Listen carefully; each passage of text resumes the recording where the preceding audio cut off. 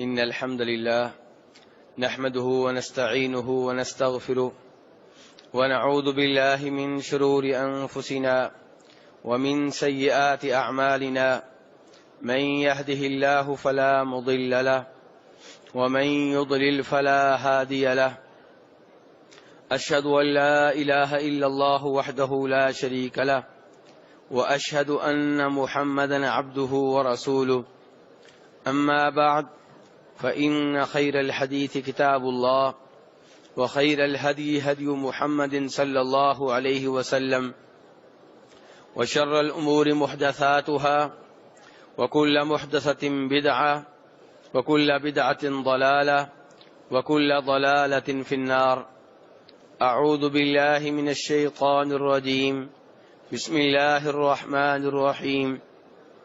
وأقيموا الصلاة وآتوا الزكاة واركعوا مع الراكعين. میرے بھائیو، وہ ساتھی جو تسلسل کے ساتھ درس میں آ رہے ہیں وہ جانتے ہیں کہ اس سے پہلے وضو کے موضوع پہ گفتگو ہو چکی ہے اور کئی احباب نے درخواست کی تھی کہ اس کے بعد نماز کے موضوع پہ گفتگو ہو، تو اس لیے آج نماز کے موضوع پہ گفتگو کروں گا. لیکن چونکہ نماز ایک لمبا موضوع ہے، ایک درس میں سے ختم کرنا ممکن نہیں ہے، تو اس لیے یہ موضوع کئی دنوں تک جاری رہے گا اور درمیان میں جب کبھی کسی اور موضوع کی ضرورت محسوس ہوگی تو نماز کے موضوع کو چھوڑ کے اس کے اوپر گفتگو ہوگی. کل انشاءاللہ میری کوشش ہوگی کہ فطرانے کے موضوع پہ گفتگو کی جائے اور اس کے بعد پھر انشاءاللہ نماز کے موضوع پہ گفتگو جاری رہے گی.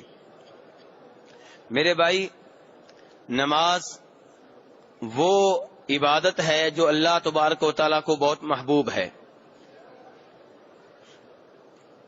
نماز وہ عبادت ہے کہ توحید و رسالت کے بعد جس عبادت کے اوپر اسلام میں سب سے زیادہ زور دیا گیا ہے وہ نماز ہی ہے.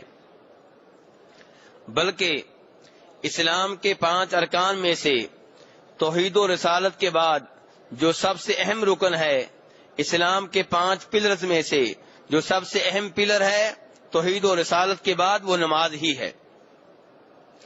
چنانچہ فرماتے ہیں نبی صلی اللہ علیہ وسلم، بنی الاسلام علی 5 شہادت اللہ الہ الا اللہ وانی رسول اللہ واقام الصلاۃ. میرے بھائیو، نماز کی اسلام میں اتنی اہمیت ہے کہ شریعت نے اس شخص کو جو نماز نہیں پڑھتا کفر کی طرف منسوب کیا ہے. نماز کا تارک 2 طرح کا ہے. ایک وہ جو کہتا ہے میں مسلمان ہوں، کلمہ پڑھتا ہوں، لیکن نماز کو میں واجب نہیں سمجھتا، نماز کو میں ضروری نہیں سمجھتا. اس آدمی کے کافر ہونے کے بارے میں مسلمانوں میں کوئی اختلاف نہیں ہے. جو نماز کو واجب ہی نہ مانے، جو نماز کی اہمیت کو ہی نہ سمجھے، ایسے آدمی کے کافر ہونے کے بارے میں مسلمان علماء کرام کے مابین کوئی اختلاف نہیں ہے. سب کا اس بات پہ اتفاق ہے کہ یہ آدمی کافر ہے. لیکن دوسرا آدمی وہ ہے جو کہتا ہے کہ نماز واجب ہے، نماز ضروری ہے، لیکن پھر سستی کرتا ہے اور نماز ادا نہیں کرتا. اس آدمی کے بارے میں اب بات کرنا چاہوں گا. نبی صلی اللہ علیہ وسلم ارشاد فرماتے ہیں، ان بین الصلاۃ ان بین الرجل وبین الکفر والشرک ترک الصلاۃ، کہ مسلمان اور کفر کے درمیان جو دیوار قائم ہے، جو حد فاصل ہے، وہ نماز ہے. جو نماز پڑھتا ہے وہ مسلمان ہے، جو نماز نہیں پڑھتا وہ کافر ہے.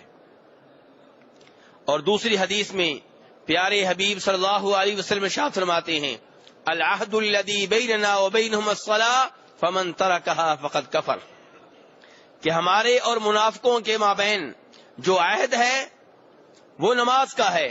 جب تک یہ منافق نماز پڑھتے رہیں گے ہم انہیں مسلمان شمار کریں گے، اگرچہ یہ کلمہ اوپر اوپر سے پڑھ رہے ہیں.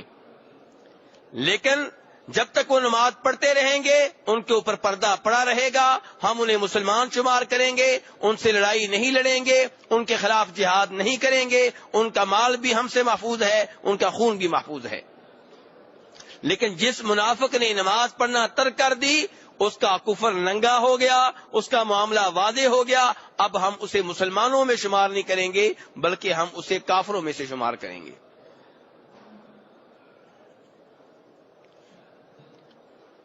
میرے بھائی، علماء کرام اس شخص کے بارے میں جو نماز کو واجب سمجھتا ہے، ضروری سمجھتا ہے، لیکن پھر نماز نہیں پڑھتا، ان کا اس میں اختلاف ہے کہ کیا وہ کافر ہے یا مسلمان ہے۔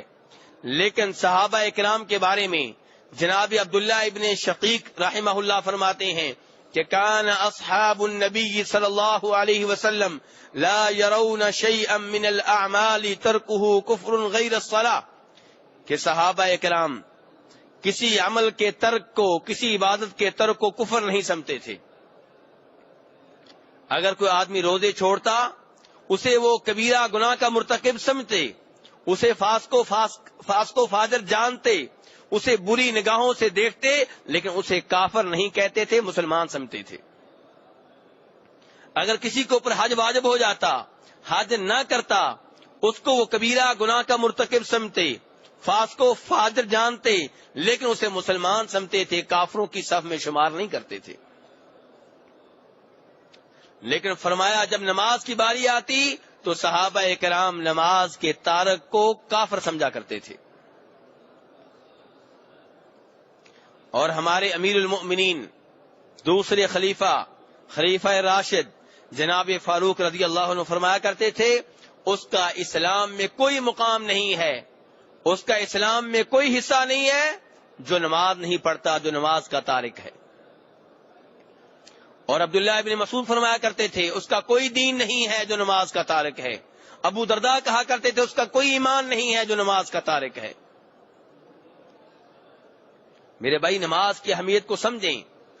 ہم آج اہمیت دیتے ہیں حج کو، جی اس نے حج کیا ہوا ہے، جی اس نے عمرے کیے ہوئے ہیں، جی رمضان کے روزے رکھتا ہے، اور نماز جس کا مقام و مرتبہ روزوں سے بلند ہے، حج سے پہلے ہے، عمرہ سے پہلے ہے، اس کا تارک ہے۔ ایسے آدمی کو روزے رکھنے کا کیا فائدہ، حج عمرہ کرنے کا کیا فائدہ؟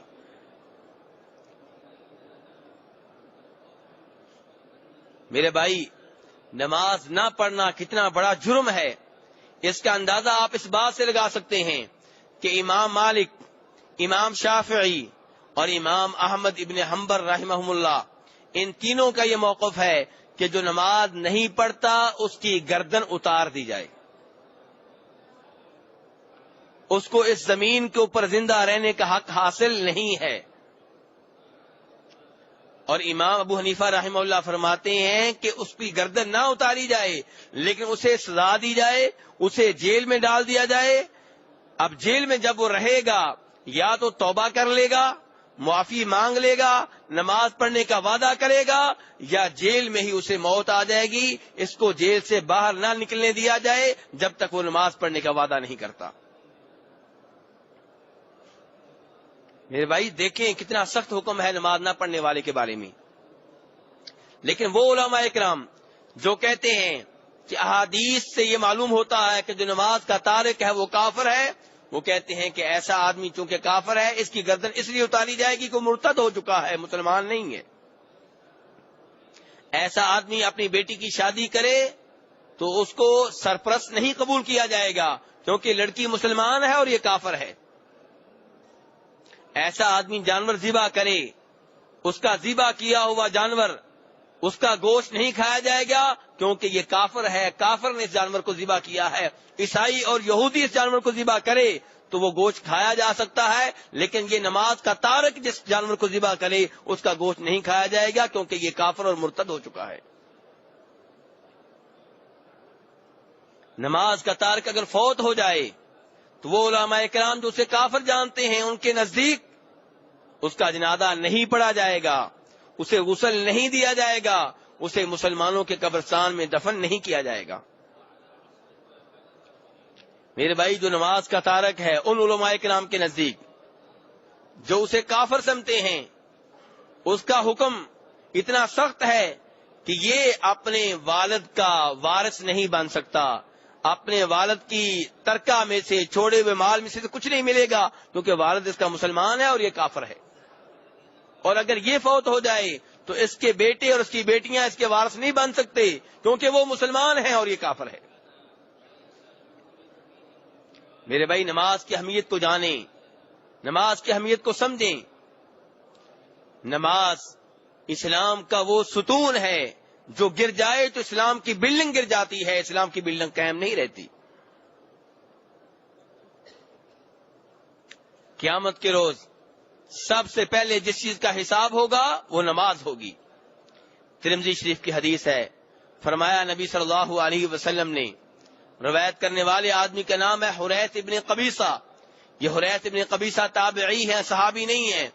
کہتے ہیں کہ میں مدینہ آیا، مدینہ آتے ہوئے میں نے یہ دعا کی، اللہم یسر لی جلیسا صالحا، اے اللہ میں مدینہ جا رہا ہوں، تیرے نبی کے شہر میں جا رہا ہوں، میری دعا یہ ہے کہ وہاں مجھے کوئی اچھا ہم نشین مل جائے، کوئی اچھا ساتھی مل جائے۔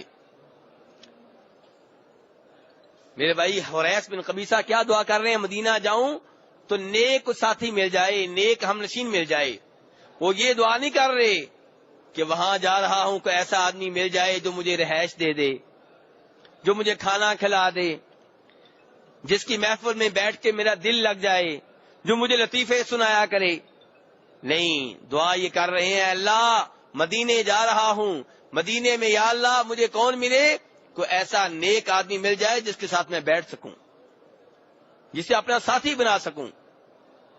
کہتے ہیں چنانچہ مجھے جناب ابو ہریرہ کی مجلس میں بیٹھنے کا موقع ملا، اور میں نے جناب ابو ہریرہ رضی اللہ عنہ سے کہا کہ میں نے یہ دعا کی تھی اور اللہ نے مجھے آپ کا ساتھ دیا ہے، میری درخواست یہ ہے کہ مجھے کوئی ایسی حدیث بتائیں جو آپ نے رسول اکرم صلی اللہ علیہ وسلم سے سنی ہو، تاکہ اللہ تبارک و تعالیٰ اس کے ذریعے مجھے کوئی فائدہ دیں، اس کے اوپر عمل کرنے کی وجہ سے مجھے اجر و ثواب ملے، مجھے کوئی فائدہ ہو جائے۔ تب جناب ابو ہریرہ رضی اللہ عنہ نے حریث بن قبیصہ کو یہ حدیث سنائی تھی جو میں آپ کو سنانے والا ہوں۔ آپ نے فرمایا تھا کہ سب سے پہلے بندے کا قیامت کے روز جس عمل کا حساب ہوگا وہ نماز ہوگی۔ سب سے پہلے روزوں کا حساب نہیں ہوگا، سب سے پہلے حج کا حساب نہیں ہوگا، سب سے پہلے عمرے کا حساب نہیں ہوگا، سب سے پہلے اعتکاف کے بارے میں سوال نہیں ہوگا، سب سے پہلے جس چیز کے بارے میں سوال ہوگا وہ کیا ہوگی میرے بھائی؟ نماز ہوگی۔